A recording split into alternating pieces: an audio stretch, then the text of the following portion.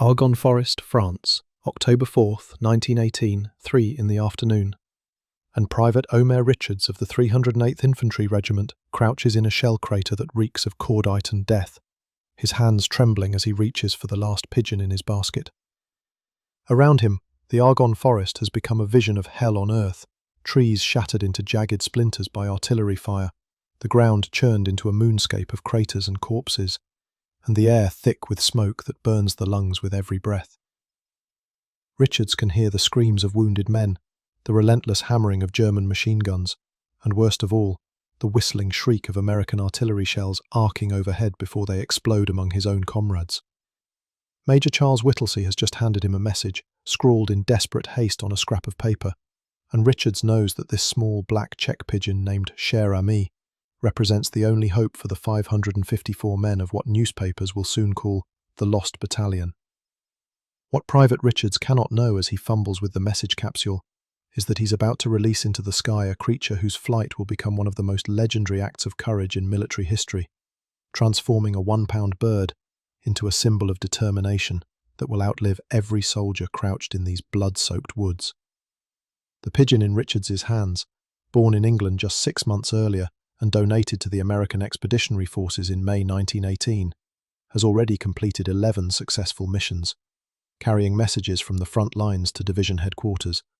But this 12th mission will be different from anything Cher Ami has experienced before, because the German soldiers who've surrounded Major Whittlesey's position have learned to watch for pigeons, have trained their riflemen and machine gunners to shoot down these feathered messengers before they can escape the killing zone. The sky above the Argonne has become as dangerous as the ground below, littered with the corpses of carrier pigeons that failed to complete their missions, their message capsules still attached to legs torn by bullets or shrapnel. The story of how 554 American soldiers ended up trapped behind German lines in October 1918 begins with the Meuse-Argonne offensive, the largest battle in American military history and the final major campaign of the First World War. On September 26, 1918, General John Pershing launched over 1 division. Soldiers were an unusual mix for the American Army, including Jewish immigrants from the Lower East Side, Italian labourers from Brooklyn, Irish cops from Manhattan, and by October 1918, replacement troops from Midwestern farms who had barely completed basic training before being shipped to France. Major Charles Whittlesey, commanding the 1st Battalion of the 308th Infantry Regiment, embodied the citizen-soldier ideal that defined American forces in World War I. A 39-year-old lawyer from Massachusetts who had attended Williams College and Harvard Law School, Whittlesey stood tall and thin with wire-rimmed glasses that made him look more like a professor than a combat officer.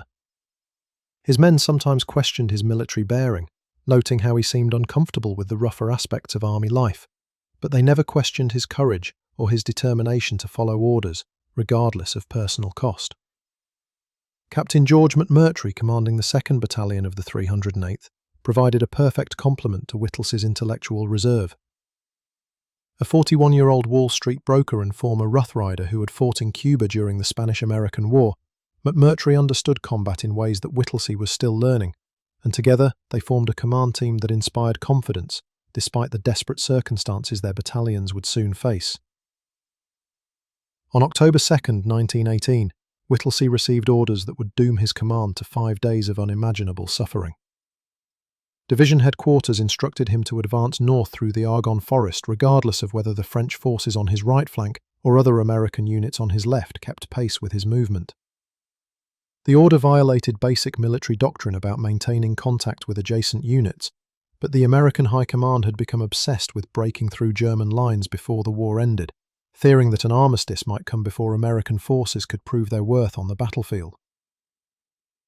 Whittlesey gathered his officers and explained the mission, watching their faces as they realised they were being ordered to penetrate deep into German-held territory with no guarantee of support.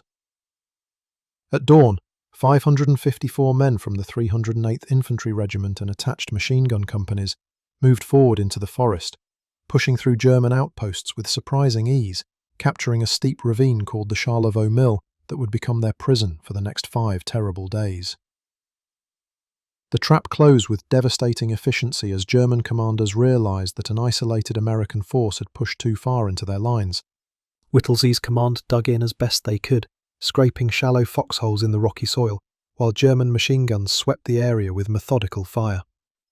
The Americans had no artillery support, no additional ammunition beyond what each man carried, no food except their emergency rations, and no water except what they could gather from a small stream at the bottom of the ravine that German snipers covered with deadly accuracy. Any man who tried to reach the water faced almost certain death, forcing the Americans to choose between thirst and suicide. Crimson communication with division headquarters became the Lost Battalion's most critical challenge, as Whittlesey desperately needed to inform his commanders about his situation and request relief before his command was annihilated. Telephone lines had been cut almost immediately by German artillery, and radio equipment in 1918 remained too bulky and unreliable for frontline infantry units to carry into dense forest. Runners sent back to American lines faced nearly impossible odds of surviving the gauntlet of German positions, with most being killed or captured within yards of leaving the American perimeter. This left Whittlesey with only one reliable means of communication: the 8 carrier pigeons that Private Richards and his fellow pigeon handlers had carried into the forest in wicker baskets, designed to protect the birds from the worst of the shelling. These pigeons represented a communications technology that dated back thousands of years, relying on the birds' remarkable homing instinct that allows them to navigate back to their loft across distances of hundreds of miles and through terrain they've never seen before. The development of military pigeon services in World War I reflected the desperation of commanders struggling to maintain communication in a battlefield environment that destroyed traditional methods with terrifying efficiency. Artillery fire could sever telephone lines faster than signalmen could repair them. Visual signals like flags and flares could not penetrate the smoke and chaos of modern combat, and runners often died before delivering their messages. Pigeons, by contrast, could fly above the battlefield at speeds approaching 50 miles per hour, could navigate through smoke and fog using their ability to hear low-frequency sounds that humans cannot detect, and could carry messages in tiny capsules attached to their legs, providing a communications link that enemy forces found almost impossible to intercept.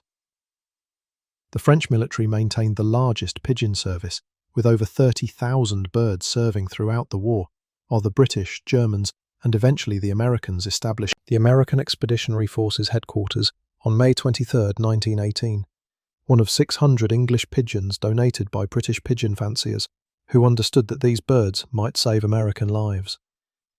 The pigeon's name, French for dear friend in the masculine form, proved prophetic, given the relationship that would develop between this small bird and the American soldiers whose lives depended on its courage.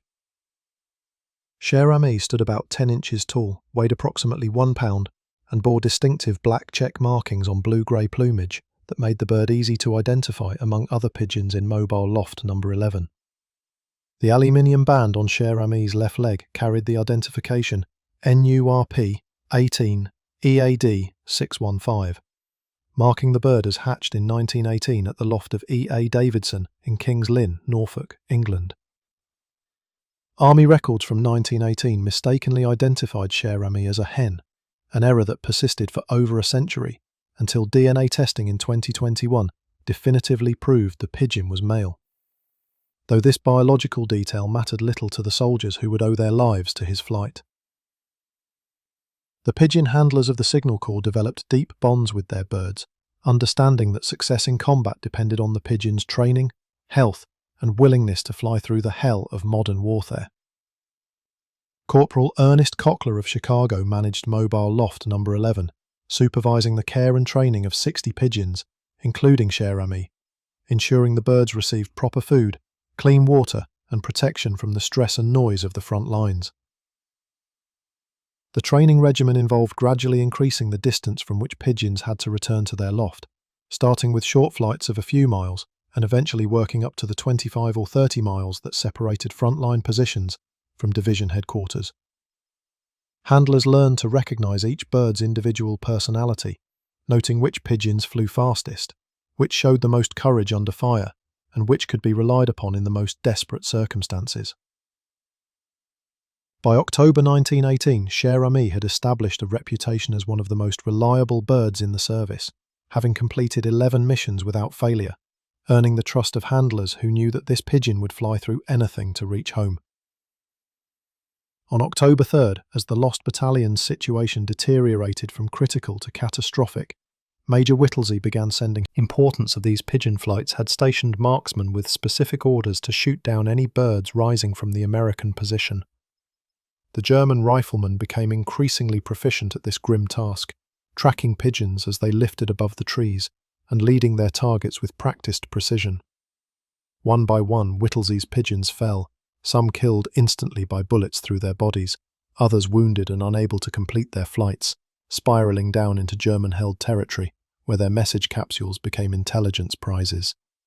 The crisis reached its terrible climax on October 4th, when American artillery, unaware of the Lost Battalion's true position, began dropping a devastating barrage directly onto Whittlesey's men. The shells came whistling down with the sound that every soldier dreaded most, the shriek of friendly fire that could not be dodged or fought, only endured with the knowledge that your own army was killing you. The explosions tore through the American position with methodical precision, throwing up geysers of dirt and shrapnel that cut down men who had survived days of German attacks. Soldiers who had faced enemy fire with stoic courage broke down weeping as American shells obliterated their foxholes, killed their friends, and shattered the hope that their own army even knew where they were. Within minutes, 30 men lay dead or dying from American artillery, bringing the total casualties to over 300 out of the original 554 soldiers who had entered the forest just 2 days earlier. Major Whittlesey, watching his command disintegrate under the impact of friendly artillery, realized that he had to get a message through to division headquarters immediately, or his entire battalion would be annihilated by American guns.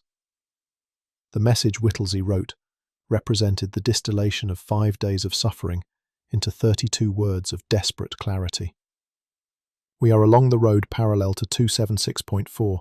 Our own artillery is dropping a barrage directly on us. For heaven's sake, stop it! The coordinates were precise, based on careful map reading and observation of terrain features, giving division headquarters the exact information they needed to identify the battalion's position and redirect artillery fire. The plea, for heaven's sake, revealed the desperation of a commander who had exhausted all military formality and was appealing to basic human mercy, begging his superiors to stop killing his men. Whittled machine gun fire brought it down in a flutter of feathers and blood. Now only Cher Ami remained, sitting calmly in the basket, despite the chaos erupting around him, preening his feathers with the unconcerned efficiency of a creature who had no concept of the weight of hope and terror that the Americans were placing on his small body. Richards carefully attached the message capsule to Cher Ami's right leg, screwing the tiny aluminium container closed with fingers that shook from exhaustion and fear. The capsule weighed less than an ounce, but contained the lives of nearly 200 men, more weight than any pigeon should have to carry. Richards lifted Cher Ami from the basket, feeling the bird's heartbeat rapid and strong against his palms, and at 3 p.m. on October 4th, 1918, he released the pigeon into the smoke-filled air above the Argonne Forest. What happened in the next several seconds became one of the most disputed and embellished stories of World War I, with accounts varying wildly depending on who told the tale and when they told it. The most dramatic version, repeated in countless newspapers and histories, claims that Cher Ami initially landed on a nearby tree branch, refusing to fly, forcing American soldiers to shout and throw objects to drive the pigeon back into the air. According to this account, Richards himself climbed the tree and shook the branch while German machine guns swept the area with fire, finally convincing Cher Ami to take flight. Other accounts suggest the pigeon rose immediately from Richards' hands, climbing rapidly toward the safety of higher altitude. What all accounts agree on is that German soldiers spotted the pigeon within seconds of its release and opened fire with everything they had, filling the air around Cher Ami with bullets and tracers in a desperate attempt to prevent the American message from reaching its destination. Princess Fire struck Cher Ami almost immediately, a bullet or shell fragment tearing through the bird's breast and striking with enough force to send the pigeon tumbling toward the ground. American soldiers watching the flight screamed in anguish as their last hope appeared to fall, imagining the message capsule lying in the mud with Cher Ami's body, their desperate plea for help dying with the bird. But as Cher Ami fell, something extraordinary happened. The pigeon recovered from the tumble, wings beating with furious determination, climbing back into the air despite the terrible wound that should have. Cher Ami kept flying, kept climbing, kept heading southwest toward the division headquarters loft 25 miles away, through a gauntlet of German fire that killed every other pigeon that tried to escape the Lost Battalion's position. The flight of Cher Ami from the Charlevoix ravine to Mobile loft number 11 covered approximately 25 miles of French countryside torn by 4 years of warfare. The pigeon flew through smoke from burning forests, dodged columns of supply trucks and marching soldiers, and navigated around artillery barrages that filled the sky with steel fragments. Carrier pigeons navigate using a combination of visual landmarks, magnetic field detection, and their ability to hear infrasonic sounds at frequencies below human hearing range, creating what researchers describe as a sound map that guides them home, even through terrain they've never seen before. Cher Ami's internal navigation system, despite the trauma of being shot twice, despite the pain radiating from the wounded breast and nearly severed leg, despite the weight of the message capsule pulling at the dangling tendons, functioned with perfect precision. The pigeon maintained a speed approaching 50 miles per hour, covering the distance in approximately 25 to 30 minutes, arriving at the loft around 3:30 or 3:35 in the afternoon. Seaman's Ernest Cochler, waiting at Mobile loft number 11, watched as a bird approached from the northeast, recognizing Cher Ami's distinctive markings, even at a distance. As the pigeon drew closer, Cochler realized with horror that something was terribly wrong. Cher Ami flew with an awkward, labored motion, wings beating irregularly, blood trailing from the bird's body. The pigeon landed heavily at the loft entrance, unable to stand properly on the remaining leg, tilting to one side as blood from the chest wound spread across the platform. Cochler rushed forward, carefully capturing Cher Ami before the wounded bird could collapse completely, cradling the pigeon in his hands while examining the extent of the injuries. The chest wound had penetrated deep into the bird's body, possibly puncturing an air sac or damaging internal organs.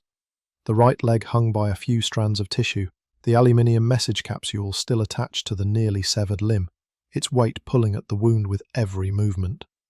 Cochler carefully removed the message capsule from Cher Ami's dangling leg, unscrewing the cap with practiced efficiency, despite the urgency of the moment. He pulled out Major Whittlesey's desperate note and his artillery batteries, ordering them to cease fire on the coordinates that Whittlesey had provided. The shells stopped falling on the Lost Battalion approximately 5 minutes before Cher Ami arrived at the loft, but the pigeon's message provided division headquarters with crucial information that had been missing for days.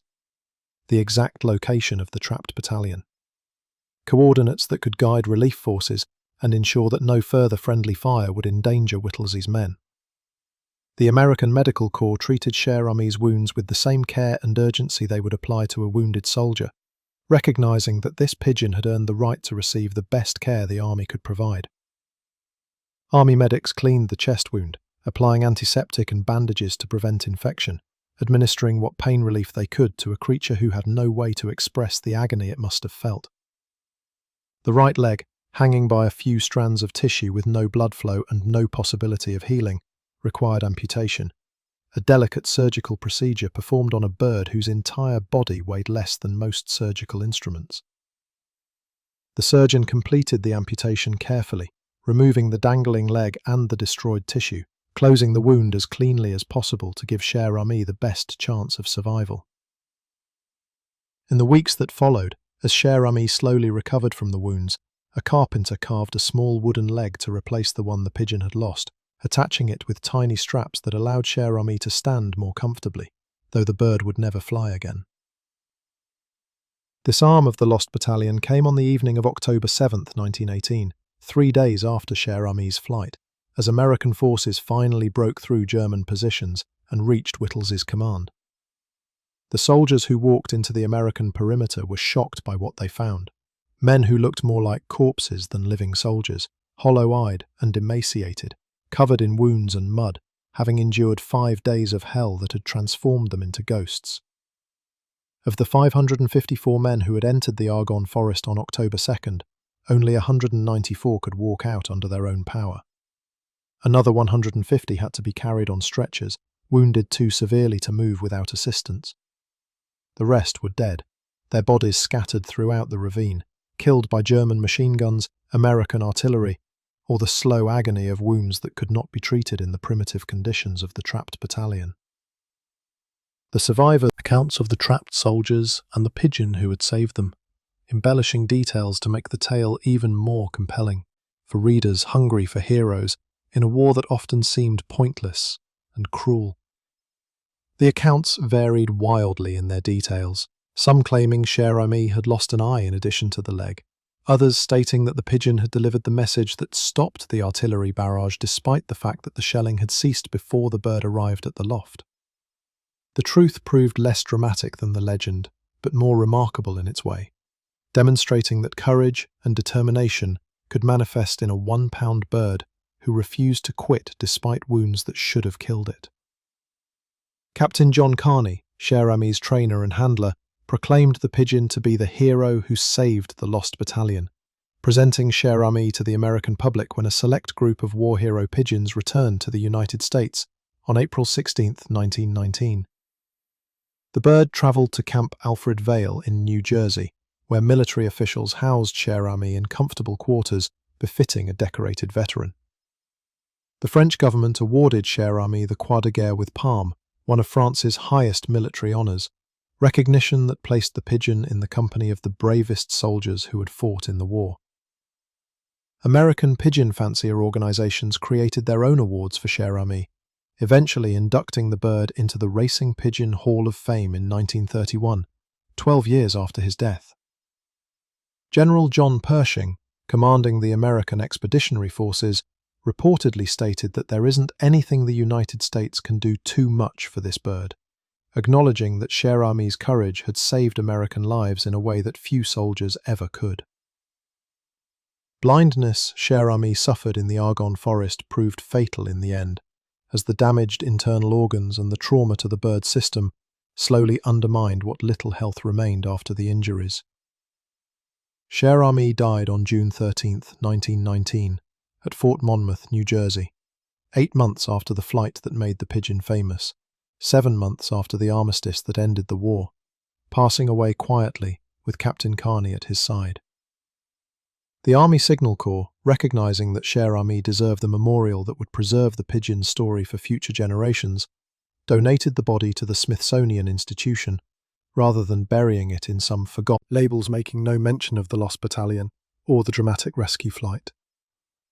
Over the decades that followed, as the legend of Cher Ami grew and became firmly embedded in American military folklore, the Smithsonian updated its displays to reflect the pigeon's connection to the Lost Battalion, though curators remained careful to note the uncertainties and embellishments that had accumulated around the story.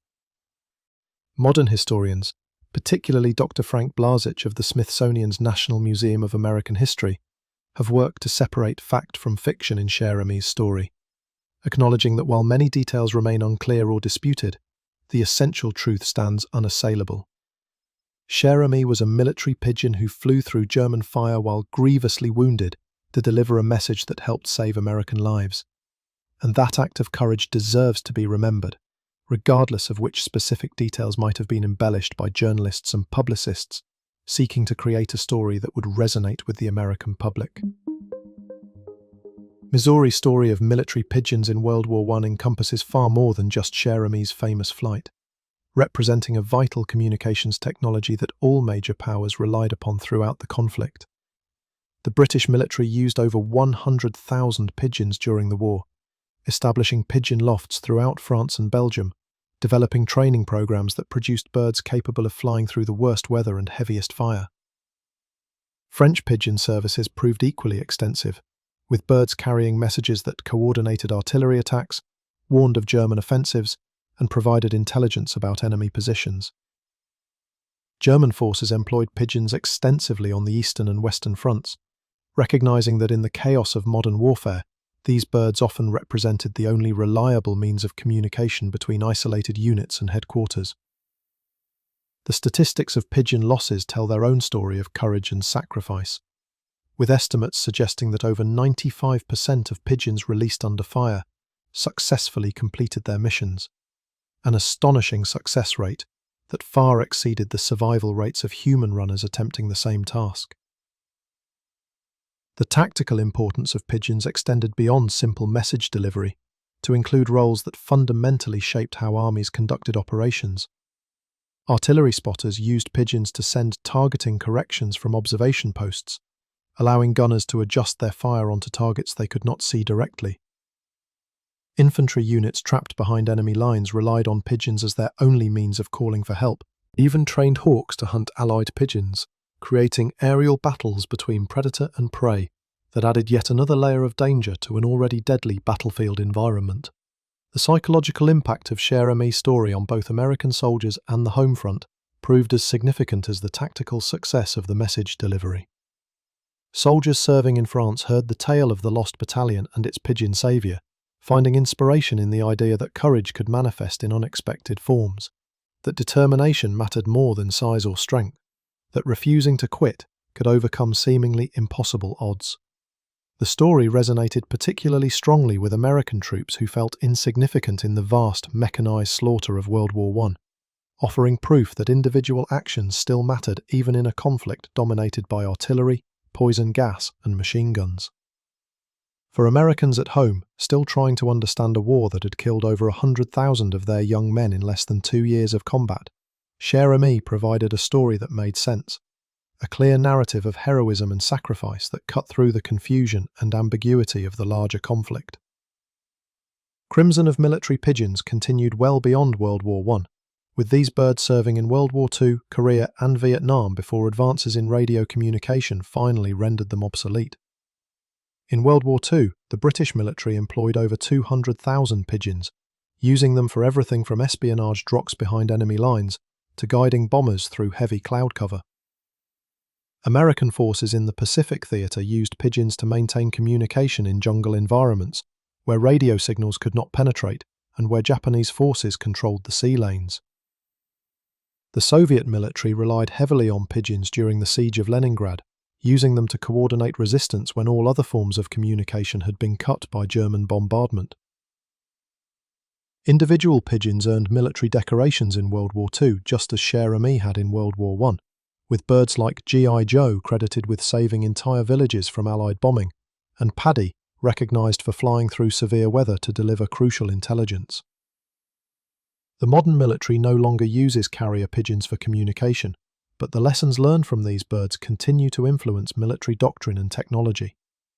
The importance of redundant communication systems, the need for methods that can function when traditional technology fails, the value of creatures and systems that enemies cannot easily jam or intercept, all of these principles that pigeon technological superiority, how small tactical advantages can accumulate into strategic success. The specific story of Cher Ami and the Lost Battalion has inspired countless books, films, and educational programs designed to teach young people about courage, sacrifice, and the unexpected forms that heroism can take. The 2001 film The Lost Battalion depicted Cher Ami's flight as one of the central dramatic moments of the story, introducing millions of viewers to a pigeon they might never have heard of otherwise. Elementary schools throughout the United States use Cher Ami's story to teach students about World War I, finding that children respond more readily to a tale about a brave bird than to lectures about trench warfare and political conflicts. Veterans organizations, including the Soldiers' Angels, have adopted Cher Ami as a symbol of service and sacrifice, using the pigeon's image in programs designed to honor military animals and the role they continue to play in supporting American forces. Defiance of Cher Ami's gender, definitively resolved only in 2021 through DNA testing, reflects the broader challenges historians face when trying to separate fact from legend in stories that have been retold for over a century. Contemporary Army records from 1918 and 1919 identified Cher Ami as a hen, a designation that appeared in official documents and early Smithsonian displays, leading to generations of Americans referring to the pigeon with female pronouns. The confusion likely arose from the difficulty of visually determining pigeon gender without DNA testing or dissection, combined with the chaos of wartime record-keeping, where accuracy often took second place to speed and efficiency.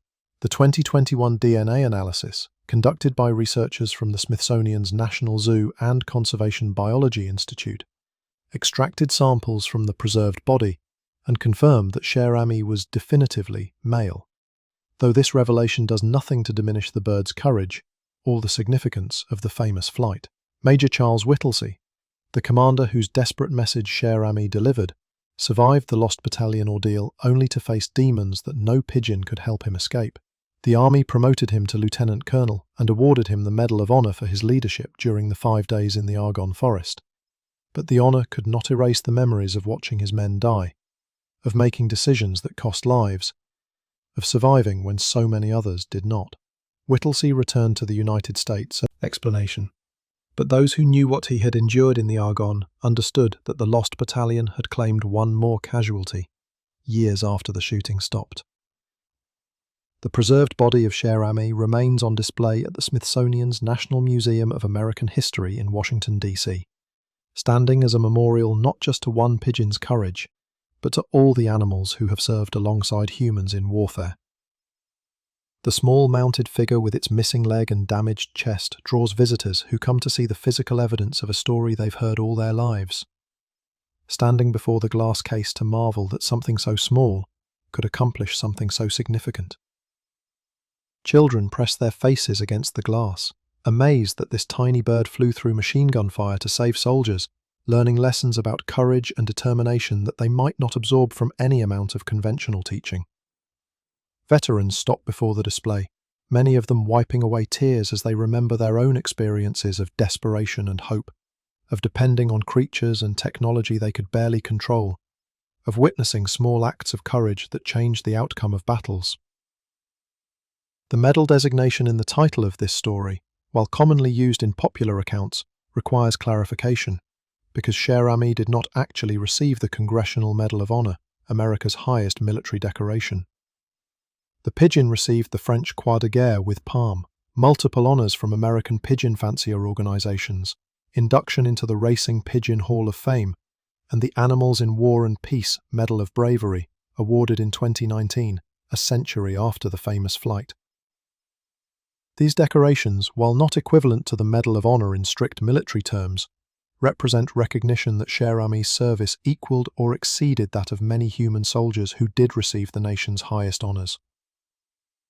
The distinction matters to military historians and veterans, who understand the specific criteria for different awards, but for the general public, Cher Ami's courage needs no medal to validate it, no official recognition to make it real. The intersection of technology and nature that Cher Ami represents offers lessons that remain relevant in an age of artificial intelligence and autonomous systems.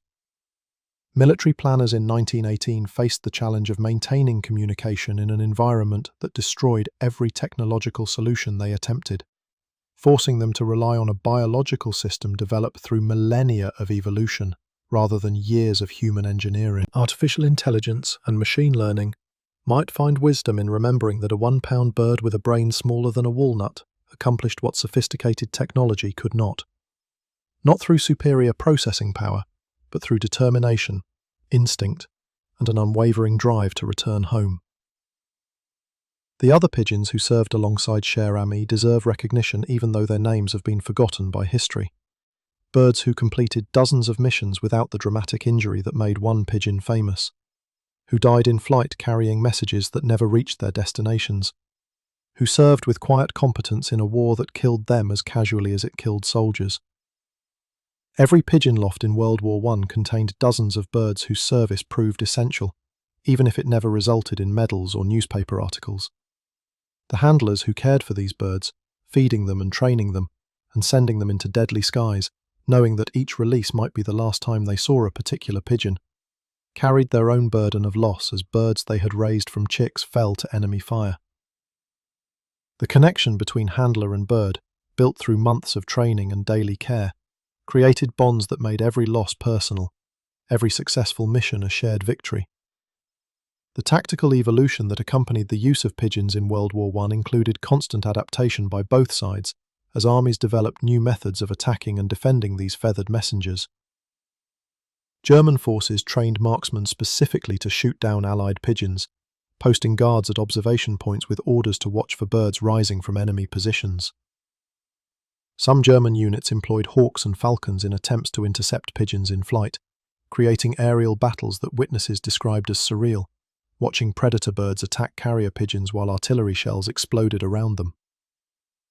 The Allies responded by releasing multiple pigeons simultaneously, forcing German gunners to choose targets and increasing the odds that at least one bird would escape.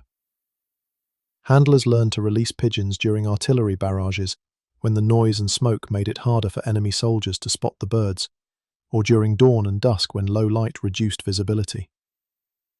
The constant tactical refinement demonstrated that even in a war dominated by industrial technology, there remained room for cunning and adaptation in the ancient contest between hunter and prey.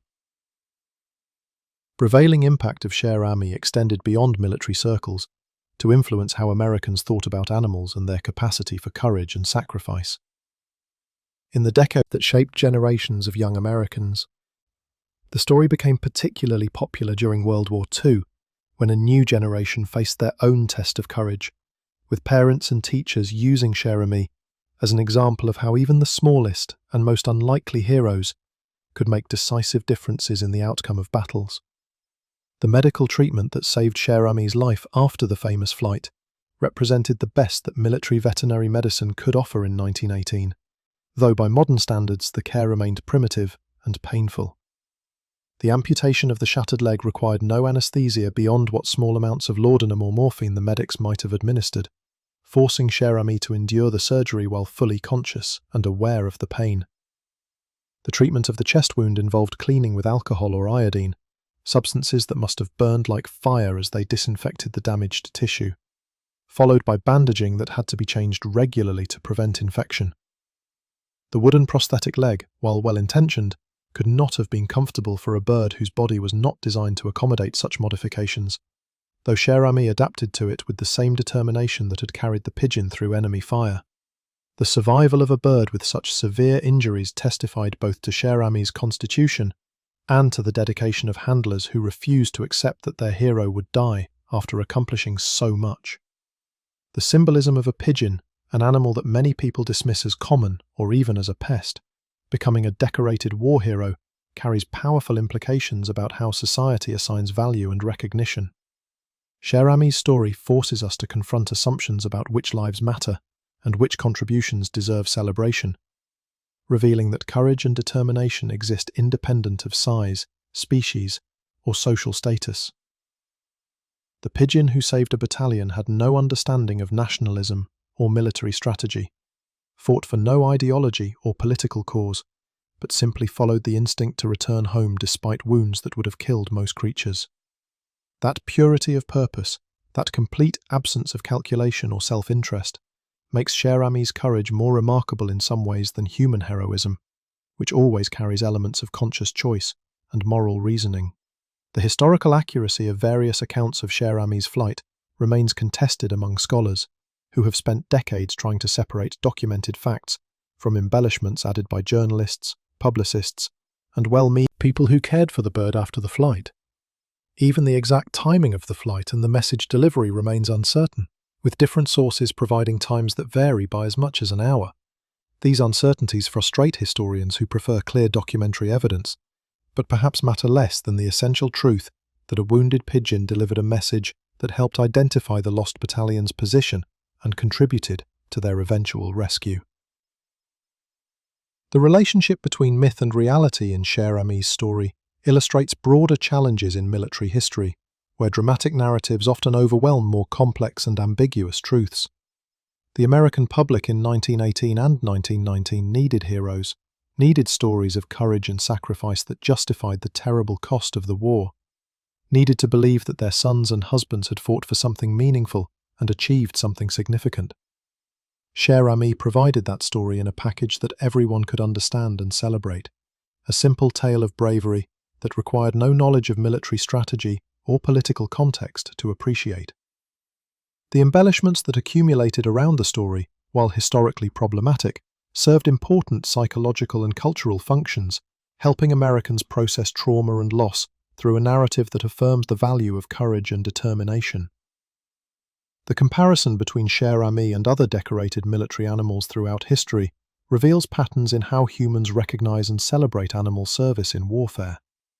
Sergeant Reckless, a mare who served with the US Marines in Korea and achieved the rank of Staff Sergeant, received similar treatment to Cher Ami, with military honours, public celebration, and eventual preservation for historical display.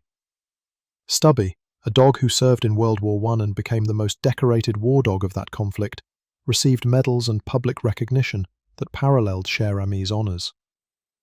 The common thread connecting these animals involves the combination of courage under fire, service that directly saved human lives, and stories that captured public imagination in ways that more complex military operations never could. The animals become symbols that carry meanings far beyond their individual actions, representing values and ideals that societies want to celebrate and preserve. The impact of the Lost Battalion story on American military doctrine proved significant, as commanders learned harsh lessons about the dangers of advancing without adequate support or communication. The orders that sent Major Whittlesey into the Argonne Forest without ensuring that adjacent units could keep reliable communications and ensuring that advancing forces could be supported and supplied. The fact that a pigeon became necessary to save the situation highlighted the fundamental failure of planning that had created the crisis in the first place. The technology of pigeon communication, while eventually rendered obsolete by radio and satellite systems, represented sophisticated understanding of animal behavior and navigation that took decades to develop. The training of carrier pigeons required knowledge of their life cycle, understanding of how they bonded to specific locations, recognition of individual personality traits that made some birds more reliable than others, and techniques for maintaining health and performance under the stress of military operations. The military pigeon services employed specialists who dedicated their careers to perfecting these techniques, developing standards and procedures that ensured the highest possible success rates. The dissolution of these services in the decades after World War II represented the loss of expertise that can never be fully recovered, though researchers continue to study pigeon navigation in hopes of understanding the mechanisms that allowed these birds to accomplish such remarkable feats. The ethical questions surrounding the use of animals in warfare receive insufficient attention in most historical accounts, which focus on the animal's courage and service, without examining the moral implications of placing creatures in situations where they face death and suffering for causes they cannot understand. Cher Ami had no choice about flying through machine gun fire, no ability to refuse a mission or to demand better protection, no voice in the decision to risk life for the sake of human soldiers. The pigeon's service, while genuinely courageous in its determination to complete the flight despite wounds, was not volunteered in any meaningful sense, but rather represented the fulfillment of training and instinct that humans had manipulated for military purposes. This reality does not diminish Cher Ami's courage, but should prompt reflection about the ethics of conscripting animals into human conflicts. The preservation of Cher Ami's body at the Smithsonian creates its own ethical complications, as the display of a dead animal, even one mounted with care and respect, reduces a living creature to an object of curiosity and education. The decision to preserve and display Cher Ami, rather than burying the body with dignity, reflected values common in the early 20th century, when museums routinely collected and displayed dead animals without much concern for the implications. Remembrance, but the method of preservation and display may not align with contemporary ethics regarding animal remains. The literary and artistic works inspired by Cher Ami's story span poetry, children's books, paintings, sculptures and films, each interpreting the pigeon's courage through different creative lenses. Robert Burleigh's 2008 children's book Fly, Cher Ami, Fly introduces young readers to the story through accessible language and illustrations that capture the drama without excessive violence. Marguerite Henry included Cher Ami in her work celebrating famous animals, connecting the pigeon to a broader tradition of creatures who served alongside humans in significant historical moments. Artists have created sculptures and paintings depicting Cher Ami in flight, often showing the pigeon against backgrounds of smoke and fire that emphasize the danger the bird faced. These creative works ensure that new generations encounter Cher Ami's story, keeping alive a tale that might otherwise fade as World War I recedes further into history.